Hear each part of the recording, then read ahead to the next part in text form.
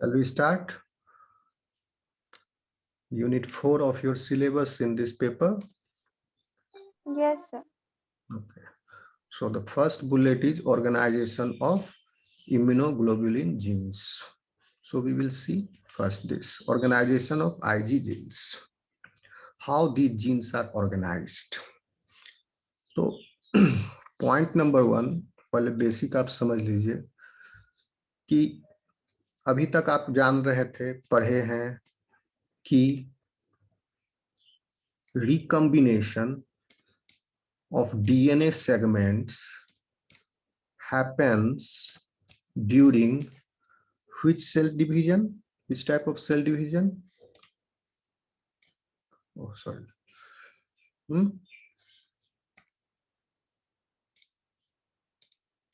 Mitosis में कि meiosis में?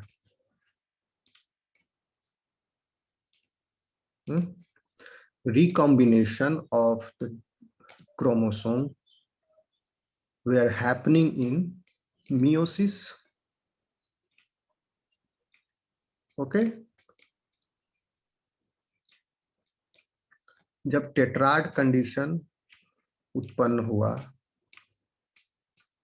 sister chromatids on the homologous chromosomes appeared. So tetrad है, ये sister chromatid is identical to this identical to this identical. So all four are identical. And between these identical sister chromatids, recombination will happen. One part of this chromosome will join at this position and this part will come here. So there is a rearrangement of chromosomal fragment of the sister chromatids, and this exchange is happening during meiosis. Clear है? Mitosis में होता है क्या recombination?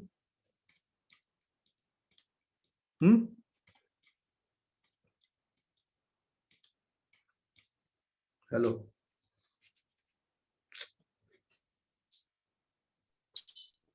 Yes, sir. Mitosis में होता है recombination?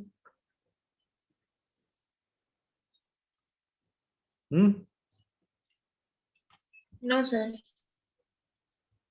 No. ये recombination जो हो रहा है ये जर्म लाइन सेल्स में होते हैं, यानी during the production of gametes, spermatogenesis और oogenesis के दौरान जो मियोसिस चल रहा है, इस रिकॉम्बिनेशन की वजह से क्या होता है? डाइवर्सिटी जनरेट होती है. ठीक है, इसी रिकॉम्बिनेशन की वजह से डाइवर्सिटी है. And the diversity, second level of diversity comes from where? क्योंकि एक हैप्लॉइड सेट ऑफ क्रोमोसोम एक इंडिविजुअल से आया, मेल या फीमेल, और सेकेंड हैप्लॉइड दूसरे से आया, मेल या फीमेल, पेरेंट्स जो थे, और दोनों का genetic makeup was different.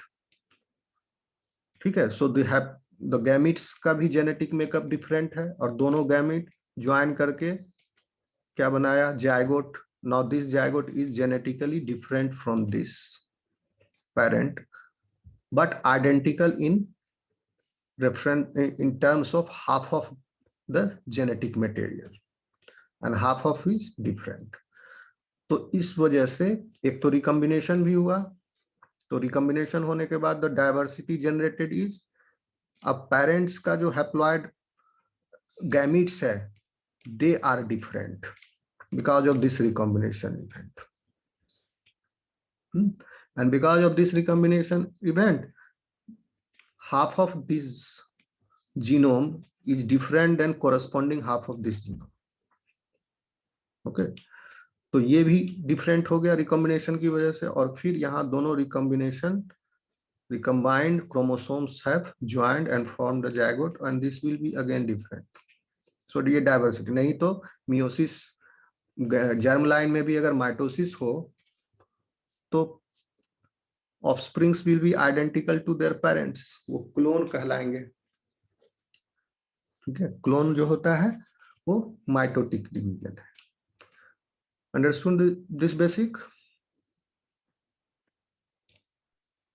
Yes, sir. Okay, now focus here.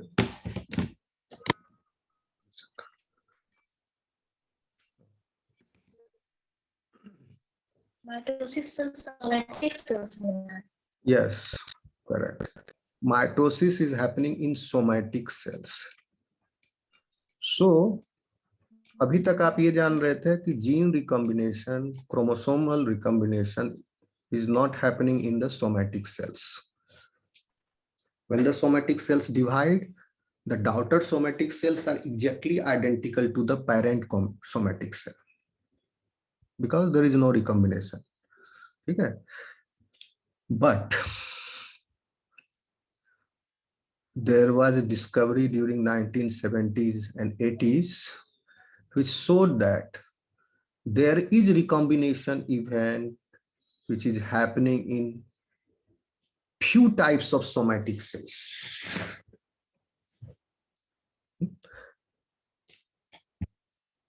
ठीक है, किसमें होंगे रिकॉम्बिनेशन इवेंट? वो सोमैटिक सेल कौन से हैं जहां रिकॉम्बिनेशन हो रहा है? In bone marrow. During development of, last lecture में पढ़े थे, ड्यूरिंग डेवलपमेंट ऑफ और द मैच्योरेशन ऑफ किसका? बी सेल का. यानी ये सोमैटिक recombination event या somatic mutations, hypermutations, these are happening in common lymphoid precursor cell line. इसमें T सेल में भी होगा और B सेल में भी होगा. And this is called a gene rearrangement. And as a result of this gene rearrangement, somatic mutations, somatic recombinations, a large repertoire of a large variety of B cell receptor and T cell receptors are generated. Clear है? ठीक, somatic mutation सिर्फ इसी में हो रहा है, common lymphoid precursor sales में. ठीक है, और रिकॉम्बिनेशन कहाँ हो रहा था? जर्म लाइन सेल्स में. जर्म लाइन सेल में हो रहा है और ये सोमैटिक सेल्स में हो रहा है, CLP में. दो तरह के सेल्स में आपके बॉडी में जीन रिकॉम्बिनेशंस आर हैपनिंग. क्लियर है? आगे बढ़ें.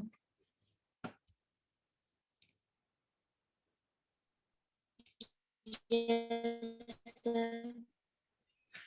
मेरी आवाज आ रही है ठीक से? नेटवर्क ठीक है क्या? Yes, sir. ठीक. इंटरेस्टिंग है, दिमाग लगाना पड़ेगा इसमें आपको बहुत. पहले इसका बेसिक समझ लिए, अब आगे चलते हैं. Organisation of immunoglobulin genes. ठीक है, before going detail into this, learn some few things. That is to protect its host. ये हम जल्दी जल्दी पढ़ेंगे, ये आप ऑलरेडी जानते हो, जनरल नॉलेज हो गया अभी इतना पढ़ने के बाद. To protect its host, the immune system must recognize a vast array of rapidly evolving microorganisms. क्या हो रहा है? माइक्रोऑर्गेनिजम्स जो है बहुत ही रैपिडली इवॉल्व कर रहे हैं. ताजा एग्जांपल है, इतने सारे वेरिएंट्स का आप नाम सुन रहे हैं, हालांकि वो माइक्रोऑर्गेनिज्म के कैटेगरी में नहीं है virus, but virus is also evolving because it is affecting. Okay, तो इनका भी इवोल्यूशन हो रहा है माइक्रो ऑर्गेनिजम्स का, जो आपको बीमारी काउज कर रहे हैं. तो वो भी अपना स्ट्रेटेजी लगा रहा है कि किस तरह से इन्वेड करें इम्यून सिस्टम को. Because what is happening, mutations are happening radially. And जैसे म्यूटेशंस जो है, सब तरह के म्यूटेशंस हो रहे हैं, डिलीटीरियस म्यूटेशन, एडवांटेजियस म्यूटेशन, क्योंकि it is happening randomly. Okay, so क्या होगा इस random generation of random mutation जो हो रहे हैं इसमें? Most of those mutations, because this is happening by chance, most of these mutations might not be meaningful for the survival of or the continuation of this or the benefit for that organism, but few of them may be beneficial. क्योंकि कुछ नहीं, chance by chance create हो रहा, और ये few of them जो beneficial है ये सेलेक्ट हो जाएंगे क्योंकि उनके सर्वाइवल में हेल्प किया ये. ठीक है, so forces of natural selection will act upon, और ये जो एडवांटेजियस नहीं था या डिसएडवांटेजियस था वो क्या होगा, धीरे धीरे वाइप आउट हो जाएगा आफ्टर फ्यू जनरेशंस। तो जो बचेगा वो जो म्यूटेशंस उसमें एडवांस हुए, जो उसके फायदे के लिए था, एडवांटेज प्रदान कर रहे थे, वो बचेंगे और फिर उनके प्रोजेनीज होंगे। तो इसी तरह से इवोल्यूशन हुआ। ठीक है, सेलेक्टिव प्रेशर एक्टेड और उस सिलेक्शन प्रेशर में जो एडवांटेजेस था that was selected and continued in the progenies those features or characters or traits or the genes, whatever you say. Okay. तो ये तो हो गया होस्ट, वी ह्यूमन सब एनिमल के साथ। तो हमारे में भी हो रहा है, माइक्रो ऑर्गेनिजम्स में भी हो रहा है ये इवोल्यूशन। ठीक है, mutations are happening. Mutations internally भी हो सकते हैं जीन रिकॉम्बिनेशन इवेंट से। Mutation can be because of the external environmental factors also. Okay, so combinedly सब म्यूटेशन हो रहा है और हम में भी। लेकिन ये क्या है, रैपिडली इवॉल्व कर रहा है माइक्रो ऑर्गेनिजम्स, और हम लोग क्या हो रहे हैं, रैपिडली इवॉल्व नहीं कर रहे हैं। ठीक है, हम लोग इवॉल्व कर रहे हैं बट उतना रैपिडली नहीं कर रहे हैं जितना रैपिडली माइक्रो ऑर्गेनिजम्स इवोल्यूशन हो रहा है। क्यों? क्योंकि इनका एक तो जनरेशन टाइम बहुत छोटा है, एक जनरेशन से दूसरा जनरेशन जाने में ये मिनट्स या आवर्स का है। And for us the generation time is quite long in years. Okay, शादी होता है अब आजकल कितना एज में, 30 के बाद ही होता है, उसके बाद ही बच्चा होता है जनरली शहरों में। तो इतना साल है, तो हम लोग उतना जल्दी इवॉल्व नहीं कर रहे हैं। और प्लस एक फैक्टर और है, डीएनए पॉलीमरेज जो है which is found in these pathogens are error prone. DNA भी एरर करेगा पॉलीमराइजेशन में, तो इस एरर की वजह से भी म्यूटेशन हो रहे हैं, different nucleotides are appear, and because of this error some of the errors might be beneficial. So this all also is adding in the evolution, it's a contribution in the evolution process. And in us the DNA polymerase is not that much error prone.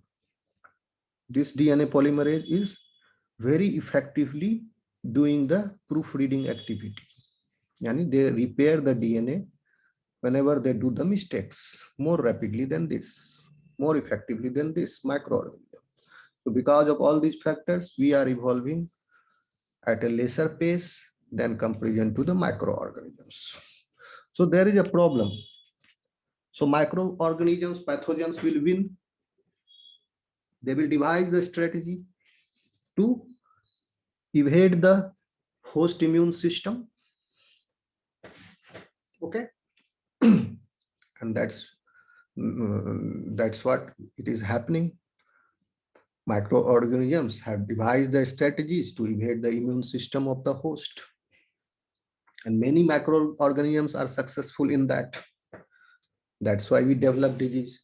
So one can think of we are evolutionary advanced, so why we become succumb to the less evolutionary advanced microorganisms? We succumb before them. So it is because of this so this is the race between them. So it is, तो इसीलिए immune system जो है हमारा develop हुआ to represent a large variety of receptor specificity. ठीक है, अब इसके लिए there is some extra mechanism, क्योंकि अब जर्म लाइन पर रिकॉम्बिनेशन इवेंट और म्यूटेशन, एक्सटर्नल फैक्टर, ये सब, और डीएनए भी प्रूफ रीडिंग ज्यादा करता है हमारा, तो सब मिला करके हमारा सिस्टम उतना जल्दी इवॉल्व नहीं कर पा रहा है माइक्रो ऑर्गेनिज्म से लड़ने के लिए। तो देयर इज एडिशनल मैकेनिज्म। अगर इसी पर सिर्फ निर्भर रहे germ line mutation recombination events की वजह से, and there is one more thing that we will discuss again further. समझ में आ रही बात?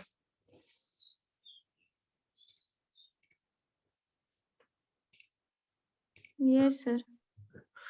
So immune system must recognize a wide, vast array of rapidly evolving microorganisms. To accomplish this, it must generate a diverse and flexible repertoire of receptor molecules. Clear है? While minimizing the expression of receptors that recognizing self antigens. कहने का मतलब कि जो बाहर से आ रहे हैं एंटीजन बाहर से ही आएगा या सेल्फ एंटीजन है, ऑटो इम्यूनिटी के कंडीशन में इसको सेल्फ एंटीजन बोला जाता है। ठीक है, तो जो बाहर से आ रहे हैं एंटीजन, वो एंटीजन्स बहुत ज्यादा उनका वेराइटी है, तो हमारे रिसेप्टर का भी वेराइटी बहुत ज्यादा तरह का होना चाहिए, because this antigen receptor binding is specific. तो लेकिन साथ ही साथ क्या होना चाहिए, while minimizing the expression of receptors that recognize self antigens, तो वो सारे रिसेप्टर नहीं होने चाहिए जो सेल्फ एंटीजन को रिकॉग्नाइज करें। As described earlier, each B or T lymphocytes express a unique antigen specific receptor. B के ऊपर B cell receptor है, T के ऊपर T cell receptor है। When these receptors bind to their corresponding antigens under appropriate conditions, T and B lymphocytes then get activated. Then they proliferate, means activated, and differentiate into effector cells, जैसे कि plasma cells और effector sales, जो secrete कर रहा है जो effect cause कर रहा है एंटीबॉडी। ये तो रिकॉग्नाइज किया, पहले बी सेल के ऊपर रिसेप्टर था, वो सिर्फ रिकॉग्नाइज करने में काम आया, एंटीना था उसका, पकड़ लिया एंटीजन को, उसके बाद that has become effector cells actively secreting antibody cells that eliminate the microbial threat. ठीक है, समझ में आया फर्स्ट पॉइंट? क्लियर है?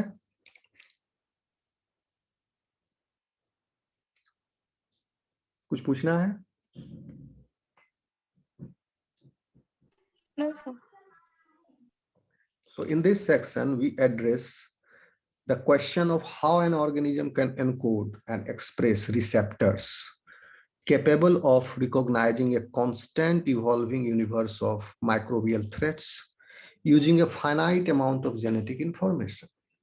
तो यही पजल है इस पूरे चैप्टर का कि कैसे जो है एक ऑर्गेनिज्म जो है एक एनकोड कर रहा है, एक्सप्रेस कर रहा है रिसेप्टर को, डिफरेंट टाइप ऑफ रिसेप्टर्स, वो करोड़ों तरह के रिसेप्टर्स हैं, ओके, अलग अलग तरह के रिसेप्टर्स को रिकॉग्नाइज कर रहा है, साथ ही साथ कॉन्स्टेंटली जो है माइक्रोब भी इवॉल्व कर रहा है, उसका भी थ्रेट है।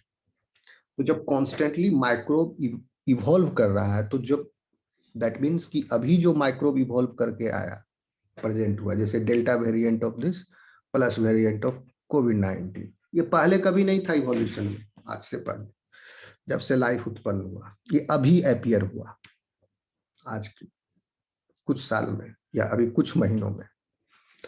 तो इसके अगेंस्ट भी एंटीबॉडी बन सकता है। तो हमारे पास सारी पॉसिबिलिटी है। वो बात अलग है कि डेल्टा वेरिएंट उसका अलग मैकेनिज्म वो एस्केप कर जाता है, लेकिन एंटीबॉडी बनता है। ओके, भले एंटीबॉडी वो कारगर नहीं है लेकिन बन रहा है। ओके, तो इवॉल्व भी कर रहा है, यानी कोई नया मॉलिक्यूल भी अपीयर हुआ, कोई लेबोरेटरी में सिंथेसाइज हुआ नया मॉलिक्यूल, उसके अगेंस्ट भी रिसेप्टर है। तो इसका मतलब चाहे कितना भी इवॉल्व कर जाए माइक्रोब्स या कोई भी नया मॉलिक्यूल सिंथेसाइज हुआ वर्ल्ड में आज, जिसके पास कुछ एंटीजेनिसिटी प्रॉपर्टी है जो आज से पहले धरती पर कभी नहीं था, करोड़ों अरबों साल में कोई नया कंपाउंड है, उसके अगेंस्ट भी एंटीबॉडी कैन बी जनरेटेड। तो this became a puzzle for them कि हाउ इज दिस हैपनिंग, क्योंकि पहले थ्योरी क्या था, जर्म लाइन थ्योरी, आगे चलेंगे देखेंगे। ठीक है, यही कह रहा है ये, क्योंकि हमारे पास जो है कॉन्स्टेंटली इवॉल्विंग यूनिवर्स हो गया, infinite of microbial threads using a finite amount of genetic information. हमारे पास जो जेनेटिक इंफॉर्मेशन है फाइनाइट अमाउंट है, लेकिन ये इनफाइनाइट अमाउंट ऑफ इंफॉर्मेशन कैसे आ रहा है, finite amount of genetic information. ठीक है, इनफाइनाइट कैसे क्रिएट हो रहा है effect.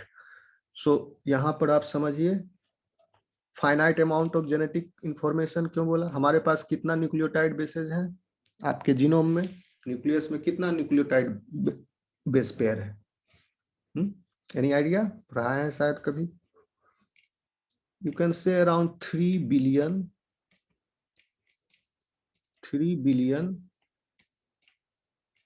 Base pairs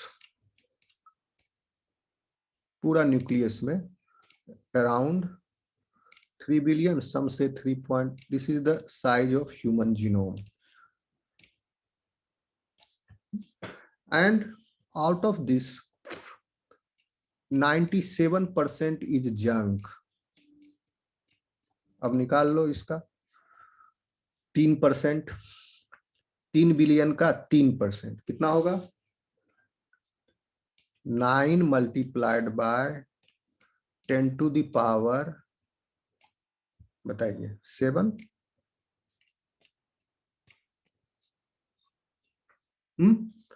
base pairs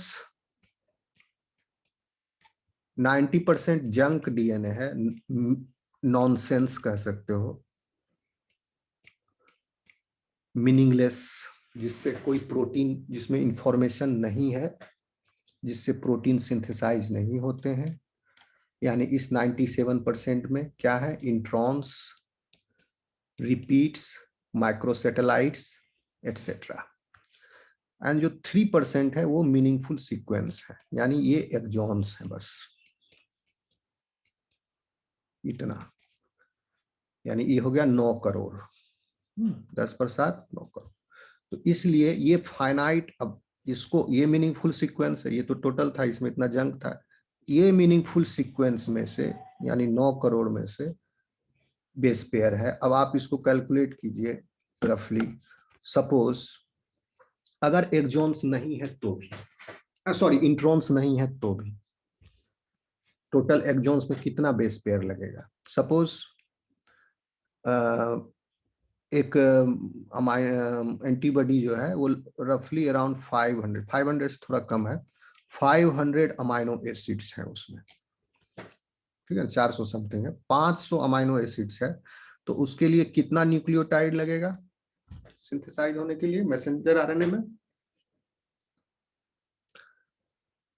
central dogma पढ़ा है, भूल गए हो, एंटीकोडॉन होते हैं 3 न्यूक्लियोटाइड्स के, तो 500 गुना 3, 1500, 3 nucleotide base pair will, 3 nucleotides will give the information for the incorporation of 1 amino acids, तो 1500 हो गया, यानी 1500 बेसेस, दूसरे स्ट्रैंड में भी जोड़ लो, 1500 बेस पेयर्स जो है वो गिव राइज करेगा एक एंटीबॉडी को। अब देखिए कितना एंटीबॉडी पॉसिबल है, अगर हमारा पूरा जीन में कितना है, इतना ही है जीन सारा, 9 multiplied by 10 to the power 7 base pairs, ठीक है।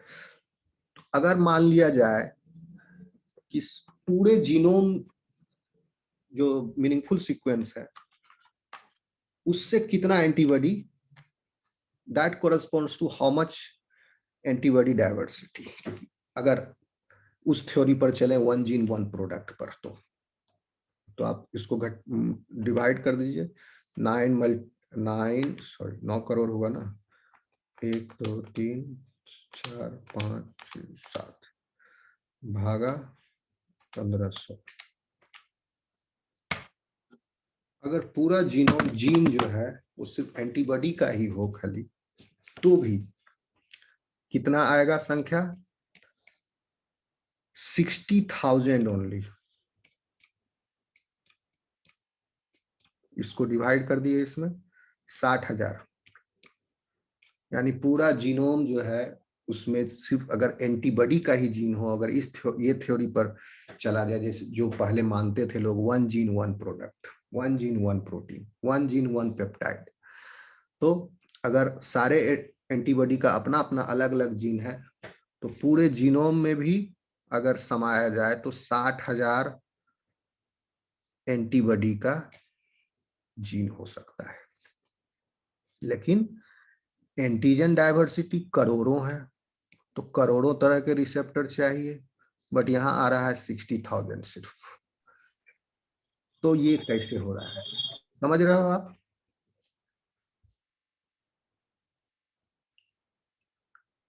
कैलकुलेशन समझे आप?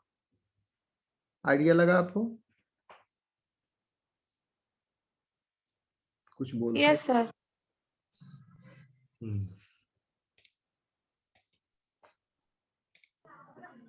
इसीलिए कह रहे हैं finite amount of genetic information. Now C,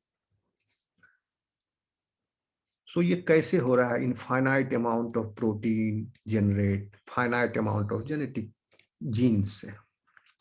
The production of specific lymphocyte receptors employs a number of genetic mechanisms that are unique to the immune system. In 1987, सुसुमु टोनेगावा, बहुत बड़ा साइंटिस्ट है ये, इसको नोबेल प्राइज मिला, जापान का था, इसी ने इस पजल को ब्रेक किया।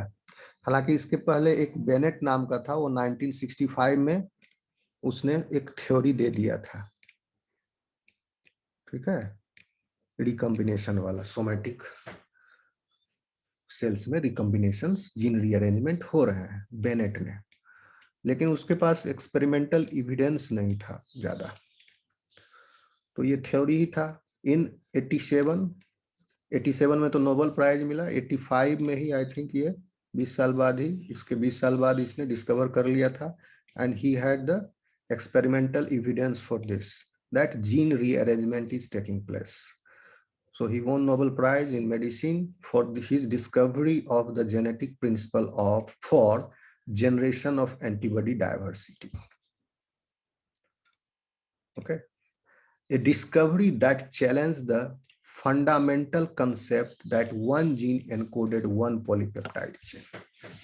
अगर एक जीन एक पॉलीपेप्टाइड चेन को कोड करेगा तो हमारा जीनोम का जो साइज है, द मीनिंगफुल सीक्वेंस है, उस पूरे जीनोम मीनिंगफुल सीक्वेंस में भी अगर कोई दूसरा जीन नहीं हो, सिर्फ एंटीबॉडी का ही जीन भर दें, तो भी 60,000 ही पॉसिबल है, जबकि बॉडी में बहुत सारा जीन है। बॉडी के डेवलपमेंट के लिए बहुत सारा जीन चाहिए, आई बहुत सारा फीचर्स है, thousands of features are there in body, सबका जीन है, gut development gene, nervous system development, okay, eye, hair, skin, colour, height, okay, सारे एंजाइम्स जितने भी हैं, अब 2000 टाइप्स ऑफ रिएक्शन चल रहा है सेल में at any time, metabolic reaction, सारे एंजाइम्स, सब एंजाइम का अपना अपना जीन है, फिर तो 2000 जीन उसका होगा, housekeeping jeans, and more 2000 more specialized different kinds of functions in different cells are taking place, तो वो भी हो गए, तो जो, तो अगर सिर्फ अकेले इसी का भी हो तो 60,000 ही होगा। ओके, बात समझ में आया? आगे चलें। Yes sir. ओके, अब टोनेगावा को क्या क्या मिला वो हम डिस्कस करते हैं। Tonegawa and his colleagues showed that the antibody light chain, अब लाइट चेन पर पहले फोकस करेंगे, उसके पहले आप एंटीबॉडी का स्ट्रक्चर को एक बार फिर से देख लीजिए, क्योंकि इसको पढ़ने से पहले एंटीबॉडी का स्ट्रक्चर क्लियर होना जरूरी है। दिख रहा है फोटो आपको?